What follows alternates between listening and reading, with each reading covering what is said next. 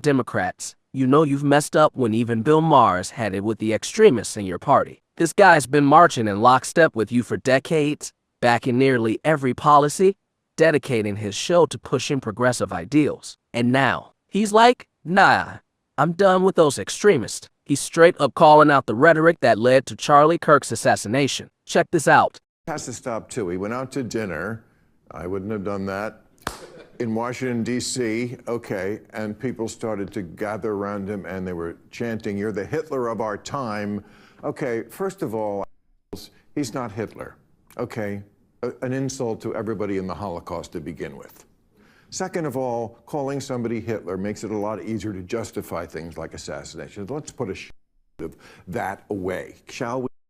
Look, I've been hammering this on my channel forever, but hearing this from someone like Bill Maher, preaching to the Dems, that's huge. It's gotta make a difference, right? Hopefully, it's a sign the tide's shifting. To the restaurant incident, if you're wondering what sparked this, President Trump, J.D. Vance, and I think Marco Rubio were out grabbing a bite when some folks started chanting, "Free Palestine," and Trump is the Hitler of our time. Secret Service had to step in, clear part of the area. It was tense, y'all. Enjoy your dinner. Thank you.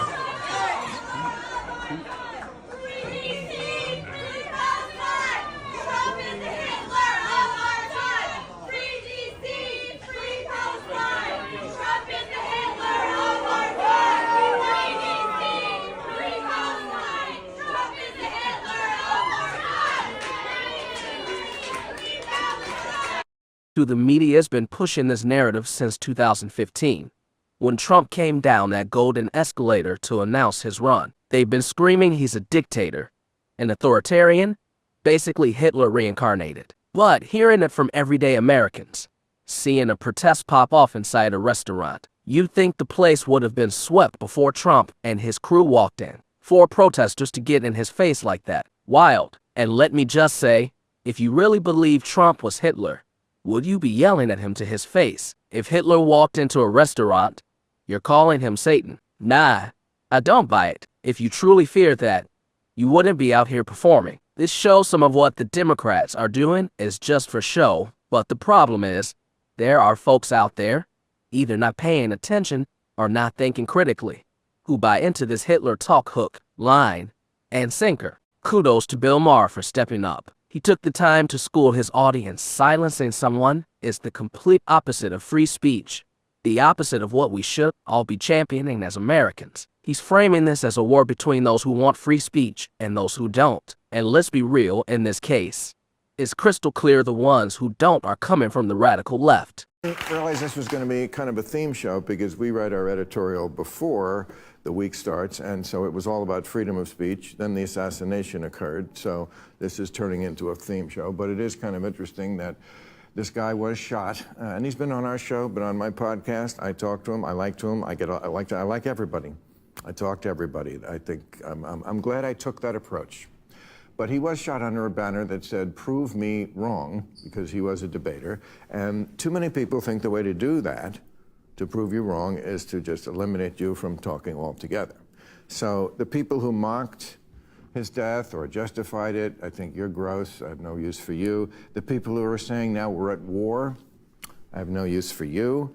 So my first question, true or false? I think the real war is not between left or right. It's for the people it's between the people on both sides who want a war and the people who don't. 3 Bills got serious cred on this. Don't forget, he's one of the few Democrats who not only got an invite to the White House, but actually went. Earlier this year, Kid Rock was like, "Yo, Trump, invite Bill Maher. It'll be great for both of you." Bill said yes. And a couple of weeks later, he's on his show like, "Whoa, the Trump I met behind closed doors, sitting down for dinner. Not the guy I see on TV." He confirmed what a lot of us have known forever.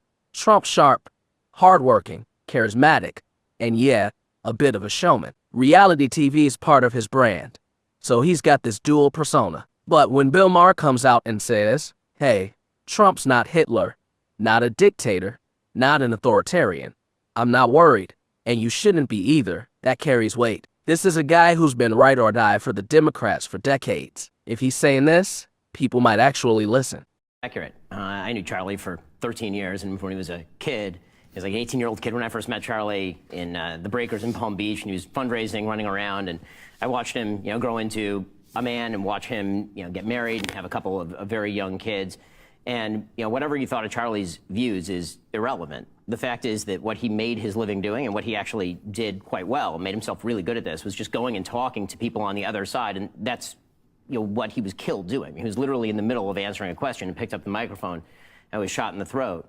And we do have a serious problem in this country with people who believe that violence is the proper response to speech, and that does skew young. I mean, what the polls tend to show is that of Gen Z, only 58% of Gen Z believes that there is no excuse for violence in response to speech, meaning that 42% believe that there are some times that violence ought to be a response to speech, which is deeply terrifying. I mean, on a personal level, obviously, I have 24/7 security. I've had 24/7 security for a decade. I've spoken at a lot of college campuses. I never, honest to God, thought that we were going to get to this point.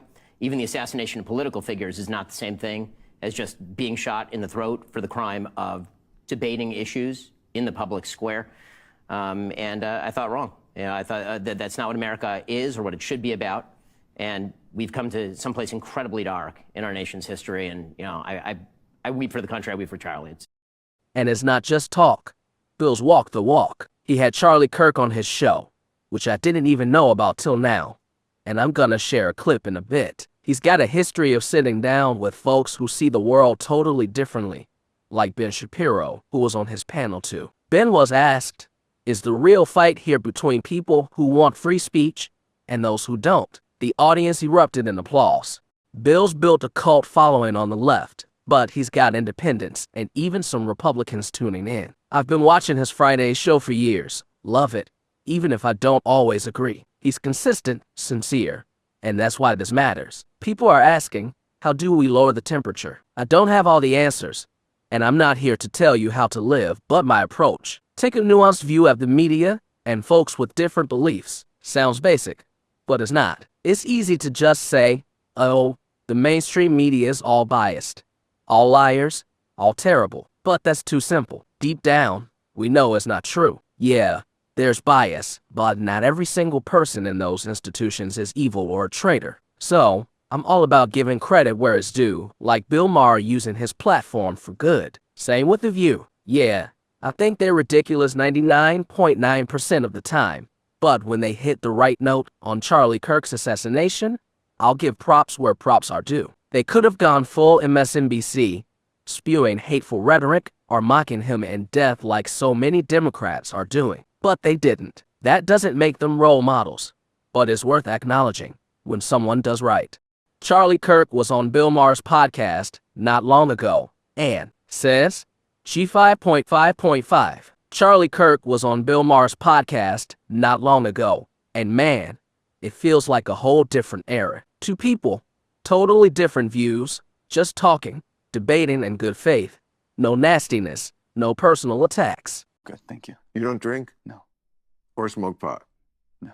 And you're married and super Christian. We're going to get along great. This is going to just be perfect. But can I just ask you, because I want to find out a lot about you, because you're obviously a super bright guy, but you do think that I have the right to live completely opposite than you do. I think you can get as drunk as you'd like. And you're that kind of an American, right? You're Yes, you're not forcing your opinions as. I'm not here to say you can't. What are you talking about? No, okay. So you think pot should be legal? That's a complicated. Oh, boy. I would ask the question though, like, do you think since the legalization of marijuana in LA, it's made it a better or worse place to live, or just it hasn't changed at all?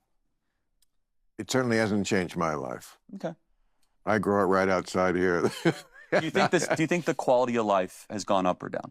Well, I don't know, but that's not really the relevant question, is it? Even if there is a deleterious effect, there is too many things we do, and we would not use that as a reason to prescribe our basic freedoms. Should people, be able to do drugs outside, like on the street, or? No, definitely not on the street. Okay, so there are some limits. Of course there are okay. limits, yes. And maybe of certain drugs, or certain drugs should be by prescription, as we do with pharmaceutical drugs, But certainly pot is more benign than alcohol. I mean, I could give you the stats on that. We all know that. Is it health food? No. I'm not crazy, but I don't think it's, well, it's a trade-off. When you're an adult, you have the right to make trade-offs. Trade-offs is the essence of life. I'm going to have this piece of cake tonight and be a little fatter tomorrow, or I'm not going to do that and feel better tomorrow. And we all make those choices on a daily basis with everything. Yes, have I probably cut off some years of my life, maybe with pot? Who knows? I may have increased them because it helped me. Certainly made me richer. It made me better at my job, better at writing, better at a lot of things I like to do. So, I might be living in a 2-bedroom apartment in Van Nuys if it wasn't for pot, and I'm probably going to live longer here. Or who knows how successful you could have been without it. That's true, too. That is true. It's the kind of thing I love. People who've thought through their beliefs, wrestling it out, and at the end, shaking hands like, hey, you do you, I do me, we're all Americans. Why can't we have more of that? Why is it always gotta be a shouting match? Calling people Hitler or evil. I wish we could get back to that kind of vibe. While Bill Maher seems to be waking up to reality, over at CNN, full-blown delusion. They reported on the writing on the gunman's weapon, but completely brushed off the anti-fascist and possibly pro-trans messages. They literally said on air, who cares what he wrote? Isn't finding out someone's motive kind of the whole point? We need to tone down the rhetoric. Well, will the rhetoric get toned down? I mean, again, I go back to what was on the bullet from this kid was fascism, and that's only coming from one side currently in this debate, and it's on every placard and every poster around the country. I mean, I think it's a valid question, but are they going to live up to what they say they're going to do with the Nazi and the fascism and the like? I don't think we know, just to be clear, I mean, just law enforcement people, I don't think we know the meaning of his message. We know his history. Bella Ciao is an anti-fascist thing. It says fascists catch this. Then I'll give you his history, right? Think about his history. His history, but this is not the Why are we debating that? This is what I'm that's why I wanted talking to tell you. This was my point, not understanding. yours. This was my point, not yours. The point is, who cares? A man was killed. And you have yet to say political violence is bad, period. That's all that people want from the president. That's all. And we're getting this spin up of the you and this and what. Stop counting. Well, stop looking, because you're not going to divine a perfect motive in this case. I think we're looking for it. You're not. Meanwhile, every single Republican leader, including the president, has said loud and clear, political violence is wrong, period. No excuses. But people are still riled up. Why? Because some are celebrating Charlie Kirk's death. Students at universities across the country were cheering, laughing, watching footage of a father shot, blood gushing from his neck. How sick is that? Employees at major corporations too. Though it sounds like those companies are starting to learn their lesson. That's why people are fired up, not because of what Trump said or didn't say. There's a strong contingent. And I'm not saying it's all Democrats, or even most of them. But there's a group out there happy about this, celebrating it, and, hate to say it, wanting more. People have had enough. If you're out here celebrating, don't be shocked if your actions come back to bite you. And speaking of consequences, there was this Charlie Kirk vigil being planned, and they wanted to print flyers to spread the word, bring people together to mourn, build community, the good stuff. They paid for multiple signs at Office Max or Office Depot, posted the receipt online, but when they showed up, the staff refused to print them, calling it propaganda and saying, "We're just not gonna give it to you." So, we came in for an order earlier to print a poster for a vigil tonight. Yes, for somebody that passed. It's not it's propaganda. I'm sorry, we don't put that here. Alrighty, so what's your name? Pharaoh, I'm print supervisor. I'm one of the managers. Yes. So, unfortunately, we so do not they print, say they don't print political print propaganda. No. So this is somebody that passed away a couple years That's ago. That's political propaganda, unfortunately. I'm So sorry. this is for a prayer tonight, for a prayer vigil? It's still propaganda, unfortunately. What makes it propaganda? Because he's a political figure, and I don't have to. Our general manager is going to be in on Monday. If you No, want to it's speak totally further okay. on No, the we- subject. Seven Office Max Office Depot dropped a statement this morning about the concerning incident. One of the two employees involved got fired, and they're clearly trying not to be the next Bud Light. I had no idea those stores were the same company, but good on them for responding. People are waking up. Better late than never. All this is just my take, my analysis on the wild world of politics. There's been a massive outpouring of support for Charlie Kirk, not just here in America, but across the globe.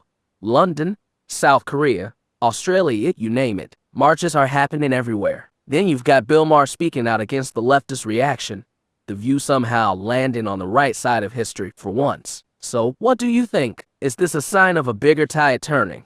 Or is the polarization just gonna keep cranking up? Conservatives riled, liberals riled, things getting worse. Or is there hope we're turning a corner? Drop your thoughts in the comments below. Hey, thanks for sticking with me through this.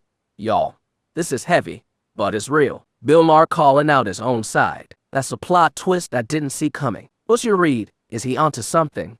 Or is this just a blip? And that bigger question, can we cool things down before it's too late? Hit the comments. Let me know what you're thinking. If this resonated, smash that thumbs up. It helps get the word out. Subscribe to keep up. Share if you're feeling it. And I'll catch you in the next one.